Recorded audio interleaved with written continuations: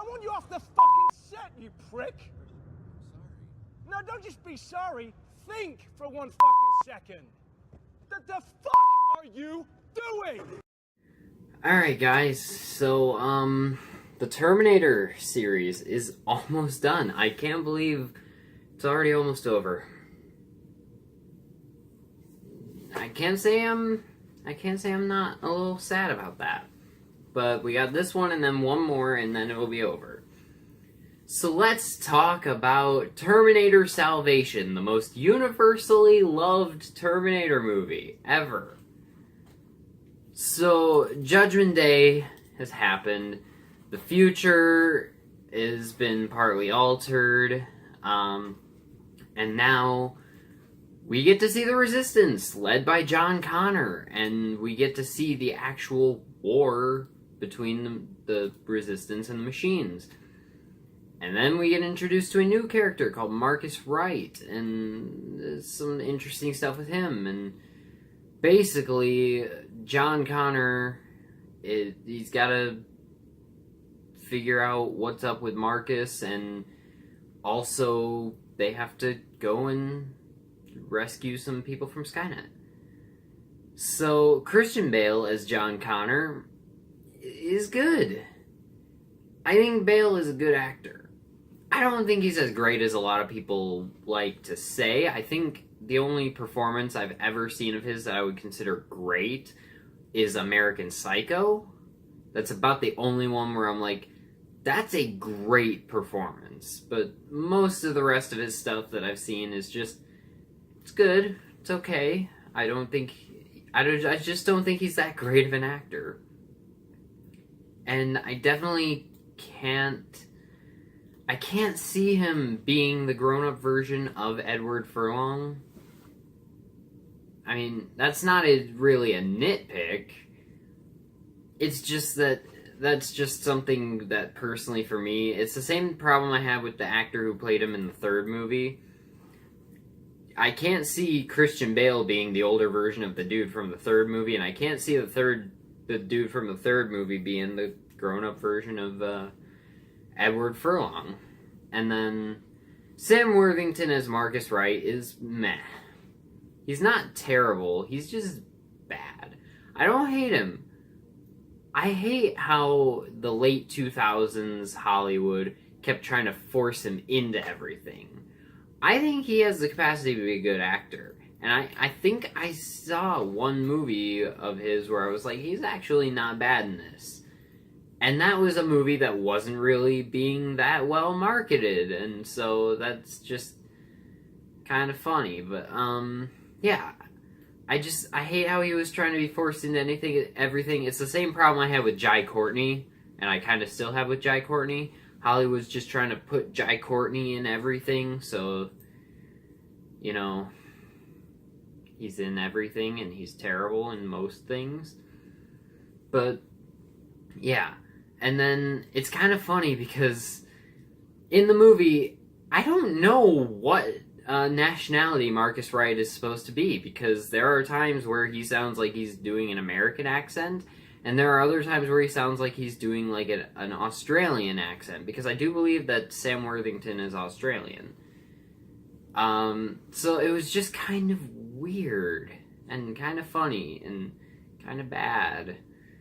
But I did like the concept of his character. I'm not going to get into it just in case you haven't seen the movie, but yeah, there's a big twist involving his character. And I forgot to mention this for Christian Bale, but his on-set freak-out, if you haven't like seen or heard any of the stuff from it, hilarious. And then we have Anton Yelchin as Kyle Reese. He's great. He is really great. I think Anton Yelchin is one of the most underrated actors out there. I feel like he didn't really get much attention until after he passed away. Then everyone was like, oh yeah, I knew he was a great actor all along. I've always loved him in all these movies. But he wasn't really someone that got talked about a lot in Hollywood. Me personally, he wasn't like super on my radar, but when he did pop up in a movie that I did like, he was just kind of like temporarily on my radar for a while. And the thing about him is that even if he's in a bad movie, he gives such a great performance that it kind of makes everything else in the movie seem better when he's around. And I really like that about him. But another problem I kind of have with him, and it's the same kind of thing I had with Christian Bale, is that I can't see him as a young Michael Biehn, who played Kyle Reese in The Terminator, as well as T2. Yeah, that's a bit of an issue. And also, he's supposed to be 16. He doesn't really look 16. He looks like he's in his early 20s, but... I thought the score in this movie by Danny Elfman is really great. I thought the visuals, the style, the direction are very good, and I really like the idea of seeing a post-Judgment Day world focused on in a Terminator movie. Like, no time travel, no Terminators or people being sent back to protect Sarah Connor. Just getting right into the meat of the story and actually showing the war, and because that's something that was hinted at a lot in previous movies but never actually like shown as a main plot point. They showed like forwards.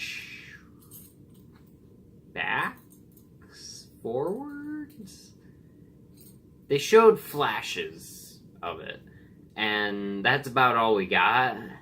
This movie, we get the whole movie is focused on it, and I really like that. And the movie, for the most part, is actually a lot better than I remember it being. I remember it being a lot worse.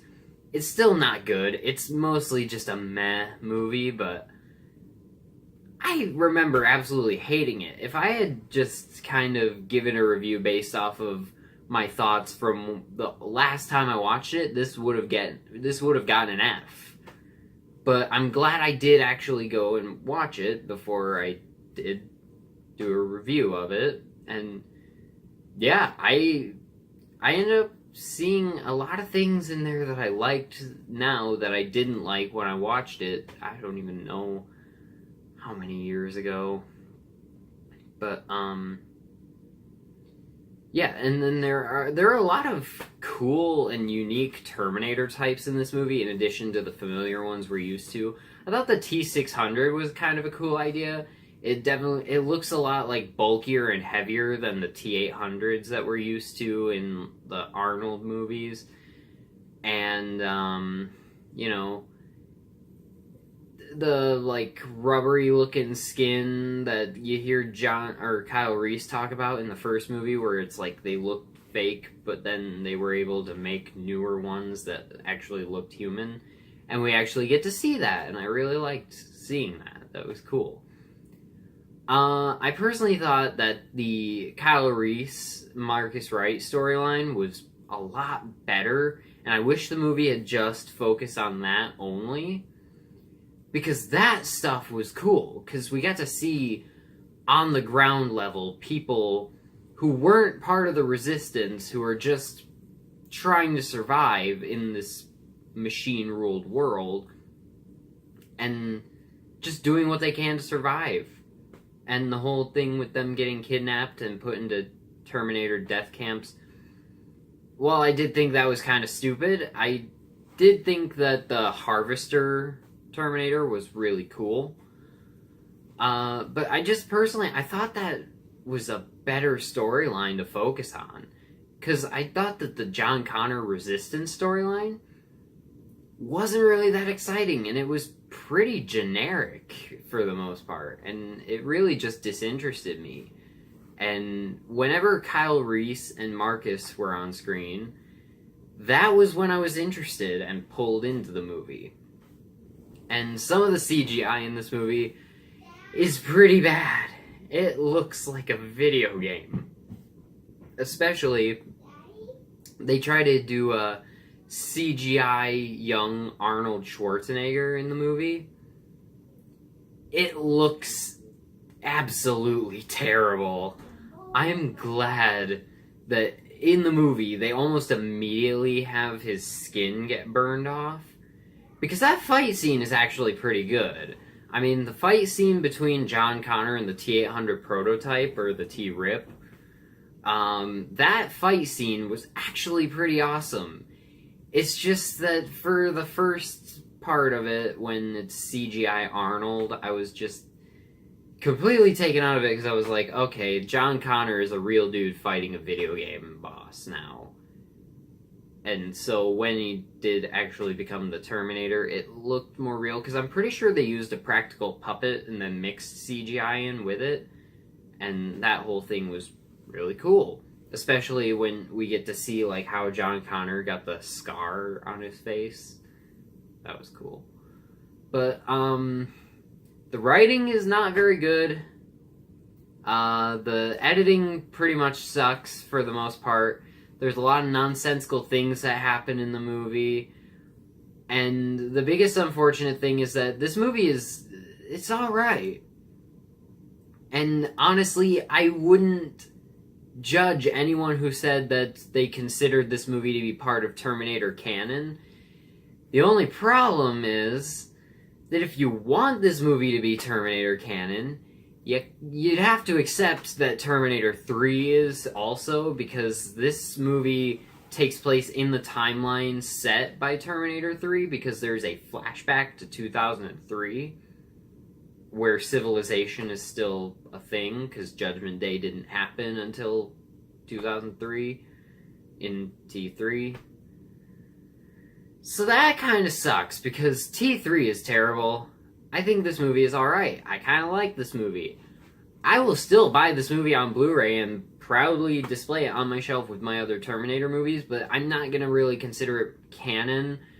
What I really think is the best way to accept this movie is if it's just like a one-off what-if story, just like not something that is part of the official Terminator canon, just kind of an offshoot self-contained story that doesn't impact the whole story. You can completely ignore it, and T2 and T1 are still happen, but also it is impacted by those stories. It's basically like, think of it as like a theatrically released studio-funded fan film, where none of the other movies are ever going to reference it, but if you want to consider it part of that universe in your own mind, then that's fine. There's a reveal in the movie that I don't think hits as hard as the filmmakers had hoped for.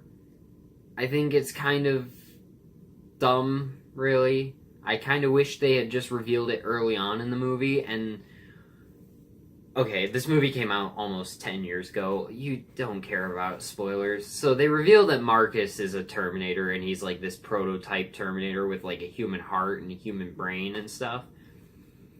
What would have been really interesting is that if he found out right near the beginning of his story in the movie, when he wakes up in the post-Judgment Day world, and he finds out that he is a Terminator, and so what he's trying to do is just be a good guy, because he is a good guy, and he's trying to be a good guy, but he also doesn't want anyone to find out that he's a Terminator, and then when they do, he's stuck in this bad situation. I think that would have been a much more interesting storyline than this plot twist in the middle of the movie, but yeah. I do enjoy this movie. I think the director's cut is definitely better than the theatrical one. So if you're wondering which version you should watch, I would highly recommend more going with the director's cut. I think is just a better way to go, but the theatrical cut isn't a horrible movie either. They're both about the same level of quality. It's just that there's a couple other scenes in the director's cut that I kind of liked that were put back, so yeah. And then I remember absolutely hating this movie back in 2009. I watched it twice, though, because I liked the fight scenes. Yeah, I was a kid, okay?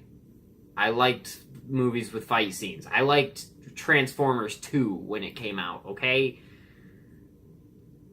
for some reason, as a kid, I was able to be blinded and like Transformers 2, but Terminator Salvation was the one where I was like, no, that movie's bad. That movie's really bad. The only reason I liked it remotely was because I thought the fight scenes were cool, which they are, and I still like the fight scenes. It's just there is more to this movie that I like other than just the fight scenes. And I also liked the CGI Arnold just because because I had seen Terminator 1, 2, and 3 before this movie came out. So I was like, hey, you know what? I like Terminator and I like Arnold. I'm going to watch this, but I don't think Arnold is in it. And then the CGI version of him pops in, and I'm like, oh my god, that's Arnold Schwarzenegger! Oh my god, he's in the movie! Not realizing that it was fake because I couldn't tell. My brain couldn't process the difference between CGI and real life. I just thought that it was cool because Arnold was in it. Overall, I think the biggest issue with this movie is how generic the main plot that's focused on is. It tries really hard to be good, but it doesn't try to be as unique as it could be. And also, the dialogue is pretty bad. There's a pretty good chunk of the acting that's pretty bad. Common is in the movie, and I think he has grown to be a good actor, but I don't think he's good in this. Along with Bryce Dallas Howard, I don't think she's very good in this at all, and I don't think any of the main supporting cast is that good, like the Resistance people, or the little girl in the movie, or any of the other human characters. I think, really, Anton Yelchin is the only good actor in this movie, or great actor anyways. And I think this movie had the potential to be amazing. They could have told a really good story about the post-Judgment Day world, but it ends up just being meh, which is one of the worst things you can say about a Terminator movie other than the fact that it's awful, like T3. I think if they had focused on more of a... If they had just focused on one storyline in the movie, I think what they could have ended up doing with this portion of the franchise is they could have started doing, like, an anthology type thing almost, where, like, each movie tells a different story set around the same time, and maybe have them all connect somewhere at the end of each one. Like, say this one has the whole Kyle Reese, Marcus Wright storyline, and that's the main focus of the movie. And then at the end, we get to see the assault on Skynet from their perspective. And then, do the next one and maybe tell a more interesting story with John Connor and the Resistance and end it with the assault on Skynet from their perspective. I think that would have been a more interesting way to go than trying to combine both storylines into the one movie. I do think it's decent, though, and I'm going to give Terminator Salvation a C+. Thank you guys for watching this video. Let me know in the comments what you think of Terminator Salvation, if you've seen it, and if you like it or not. I can completely understand why someone wouldn't like this movie. I think there are a lot of bad things in this movie, but I also think there are quite a few good things. I'm not blinded by hate for this movie like a lot of other people are. And I can honestly say that I can watch it and have fun with it. I just don't consider it to be a part of Terminator canon, but it's not like the other movie, like the Terminator 3, where not only do I not consider it canon, but I also just find it completely unwatchable. This one I can watch and enjoy, so yeah. Thanks for watching. Check out the link in the description to our Patreon page, and I'll see you in the next video. Bye.